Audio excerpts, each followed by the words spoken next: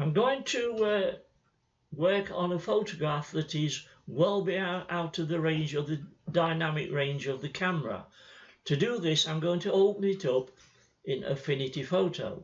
Now before I do that, I need to make somewhere for the image to sit where I can find it.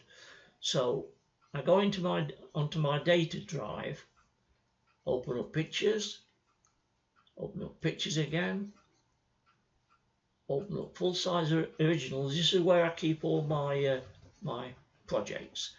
Open up the year, and at the bottom I've already created a folder. I've named it the year, the month and the day and called it demo. Inside there I've got two more folders, one called edits, and inside there one called Facebook, which we'll come to in a little while. You'll notice that I've connected the camera to the computer and I've downloaded the image I want into that first folder, which is there. It's a raw file and it's just over 23 and a quarter kilobytes in size. So what we'll do now, we'll open Affinity Photo. We'll navigate to where that file sits. So we'll go to Open. There it is. We click it and click Open. And there we are. Doesn't look very good, does it?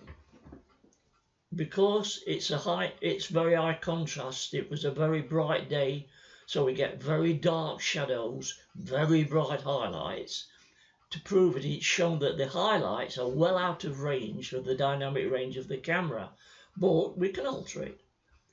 Right, looking at the histogram, it shows that we're nearly clipping the shadows. So what I'll go to the black point slider and move it just slightly left and pull that there away from the edge. Right, that's made it slightly brighter. Go to clarity, just increase the clarity a little. It just helps to make it a bit more punchy. And now we'll work on the shadows and on the highlights. To do that, we'll go to shadows and highlights. Here we've got two sliders. If we take hold of the shadows one and pull it to the right, if you notice the shadows on the left will brighten, but nothing else is affected. Not the midtones or the highlights, just the shadows. Now let's get rid of that horrible yellow and red, which indicates that it's well out of range of the dynamics of the camera. So go to highlights and gently pull it to the left, and as we do so, the blue sky comes back. And there we have it. When you open up a raw file, Affinity Photo always opens it in the develop persona, which is marked here at the top. It knows that it's a raw file, so it opens it like that. So we'll move on now. We'll go to develop, and it will move it into the photo persona, which it gives us a lot more things we can actually do with the image. But looking at the image, to me, for this demonstration, it looks all right. The only thing I'm going to do with this is click on Live Filters, click on Unsharp Mask. Although it's unsharp, it actually sharpens it. I'll go to Radius and I'll move the Radius slider, and I don't use anything above 0.9 pixels. I'll turn the factor up slightly and it will just slightly increase the sharpness of it. And there we have it. It's all, although it's only got two layers, if you were doing more work on it, you could have quite a lot more layers to that, which will make it an even bigger file. So what we'll do, we'll save it. We'll export it. We won't use save as, I'll explain that in a minute. Go to export. This is the file size. It's a huge file size. The longest size of the picture is 6016 pixels. So we'll save it as that. We'll export it. we'll click on edits, we'll put it in edits, and I'll just name it so we know what we've got there, and save. Now if you shut your computer down and you decided you wanted to make some adjustments to this picture, you've got two, at the moment you've got two choices.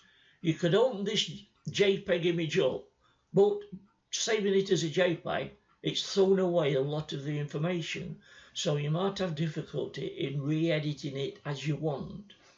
The other way is to actually start with the raw file and do the whole edit again. But there is another way. It does create a rather huge file, but I'll show you what happens. Now we've got this image here. Instead of exporting, we'll go to Save As. And if you notice, it's not a JPEG file, it's a .af photo file. That's the file that Affinity Photo can read. We'll name it. Oh, it is. Saving it in this format saves all the alterations we've made. All the layers will be preserved in it, and it will just appear as it appears there now on the screen. So we'll save it into the edits, and it will save as an AF photo. There we go. And I'll show you later how big that file actually is. Now we've got this image here, we like the image, we're going to export it to use in Facebook. But Facebook don't like such huge files. So what we'll do, before I downsize it, I'll click on the actual image on the right. Now I like to put my signature on the corner of my picture. You may have noticed I could actually add it to that picture there, which would place it here, but instead of doing that, with that picture image highlighted, I click and put a pixel there. Make sure the pixel there goes above the picture. On there, I then go to the paintbrush. Now I've created a brush with my details on, and as I've used it before, Affinity Photo will remember what was the last brush I used, which was this one. So I'll place it in the corner, making sure it's on the pixel there. And the advantage of that is now I can go to the opacity, I can drop the opacity, and it will only affect the signature. It won't affect the rest of the picture, so it will make it a little bit less outstanding. Right, we'll save it now for Facebook. Go to File, Export. Now we won't export it at this huge size. If we did, Facebook would downsize it and crush it and make it look horrible. So what we'll do, the preferred size for Facebook is 2048 pixels along its longest side. So we'll export it, we'll click Facebook, we'll call it photo and save it. And there it's gone. Right now we can shut that down. We don't want any more alterations. There we go. Right, now let's go back to where we store these images. Here we are, we're back in where we store the images. There's the original raw file, which is 23.248 kilobytes in size. If we go to edits, we notice that the edited one, the JPEG, is a little bit bigger than that actually. It's 30.364 kilobytes because we've done alterations to it. But if you look at the other file below it, this is the file that you can reopen and has still got all the information that we've worked on. It's a huge 162 kilobyte files. I don't normally produce these because they take up such a lot of space on the drive, you'll soon run out of space. So here we go to Facebook, and there's the image that will be uploaded to Facebook, and it's just over 4.5K. So it will upload, look good, and it will upload very quickly. Anyway, I hope that's been of interest to people. If anybody wants any more information on creating your signature brushes, or if you're looking at using Affinity Photo, it's quite a good product. It's got basically the similar stuff to Photoshop and Lightroom, but you're not paying a monthly subscription to them. Affinity Photo is roughly around 50 quid, and you get free updates quite often, so it's well worth a look at.